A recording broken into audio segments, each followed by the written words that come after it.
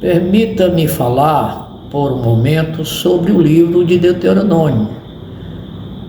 O livro de Deuteronômio pode ser compreendido a partir de uma resenha escrita por Salomão, aliás, por Moisés, me desculpem, a partir do versículo 32 do livro de Deuteronômio, em forma de uma resenha. Essa resenha, ela descreve esta obra deste livro como um resumo de um cântico, e neste cântico, o resumo, ela é feita de uma forma descritiva. Portanto, o autor, ele não tem assim a permissão de fazer as suas considerações críticas, haja vista de que ele escreveu do que o próprio Deus Yahvé mandou que ele escrevesse. Podemos entender do ponto de vista como livro, esta resenha, num cântico, através de um panorama, de fatos ali, fatos que marcaram ali a saída do povo do Egito, passando pelo deserto e entrando na terra prometida. Esses fatos eles se deram em acontecimentos centrais, que foi a promessa da terra prometida, foi a expulsão dos inimigos, do povo de Israel, e também com acontecimentos detalhados, tal qual a passagem do Mar Vermelho e tal qual a passagem do povo de Israel também no Rio Jordão, que causou grande espanto aos seus inimigos. E daí também a essa realização do resumo dos feitos de Deus, na vida ali do povo hebreu. Portanto, o livro de Deuteronômio, ele tem como temas centrais, primeiro, o temor a Deus, temor, o Deus único, e o predicativo de Deus e a sua revelação. Os textos bíblicos estão escritos lá em Deuteronômio, capítulo 32, em que o próprio Moisés fala, ali no seu último canto, que diz: inclinai os ouvidos, ó céus, e falarei, e ouça a terra as palavras da minha boca. Goteja a minha doutrina como a chuva, destile a minha palavra como orvalho, como chuvisco sobre a relva e como gotas de água sobre a relva. Isso tem muito a ver com a nossa leitura diária do nosso grupo, essa leitura bíblica que nós temos. Pois bem, diante disso, nós temos também esses três temas.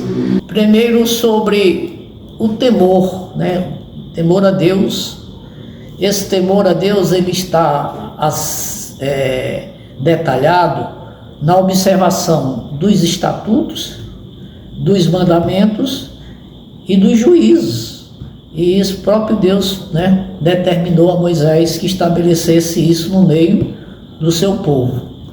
Os estatutos trata-se de regras de santidade, de ritual e regras também comportamentais ali das tribos. Os mandamentos são os decálogos, os 10 mandamentos, que estabelece regras de relação com Deus, vertical, amarás o teu Deus de toda a tua força e toda a tua alma, e nesses 2 mandamentos. Então, o mandamento aí é no plano de relacional, vertical com Deus, e no plano horizontal aqui na terra entre os homens, E os juízos, são sentenças, que traduz a justiça e a verdade de Deus, e os efeitos de uma avaliação de Deus, que estabelece não só o castigo para os faltosos, mas dirige também o homem para a retidão de Deus, a sua justiça. Em relação ao Deus único, nós temos o reconhecimento do seu poder, aonde a própria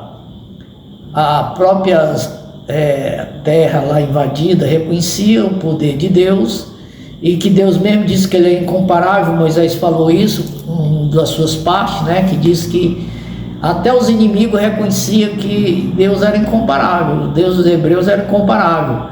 quando ele diz, porque a sua rocha não é como a nossa rocha, sendo até os nossos inimigos juízo-me disso. Quer dizer, via o poder de Deus tremendo ali naqueles milagres, na passagem do Mar Vermelho, a passagem ali do Rio Jordão, que separou as águas, né?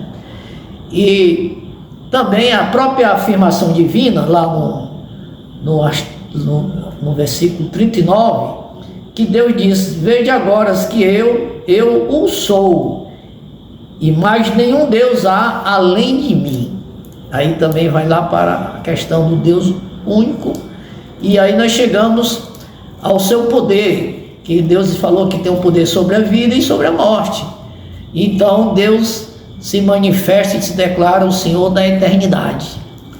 Aí tem um predicativo e a relação de Deus, que estabelece a fidelidade ao povo escolhido, o cumprimento de sua palavra e a sua justiça e a sua retidão em relação ao tratamento com o seu povo e o povo da terra também.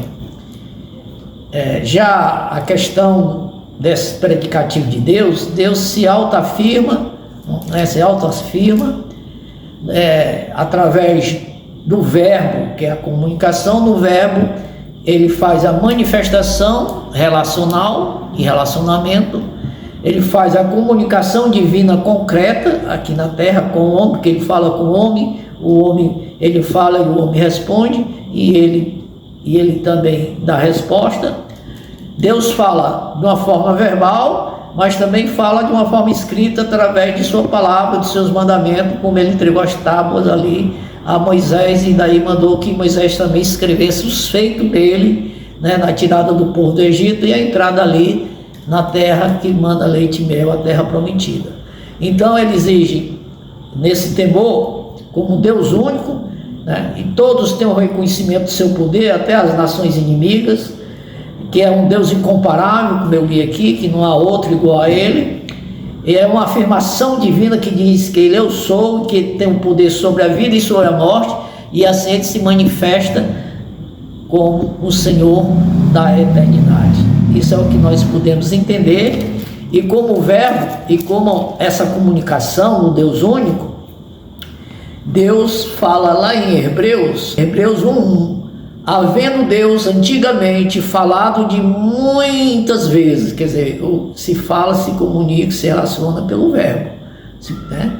E de muitas maneiras aos pais pelos profetas, quer dizer, através dos sinais, maravilhas, e através dos profetas, e nos falou nesses últimos dias pelo Filho, que é Jesus Cristo.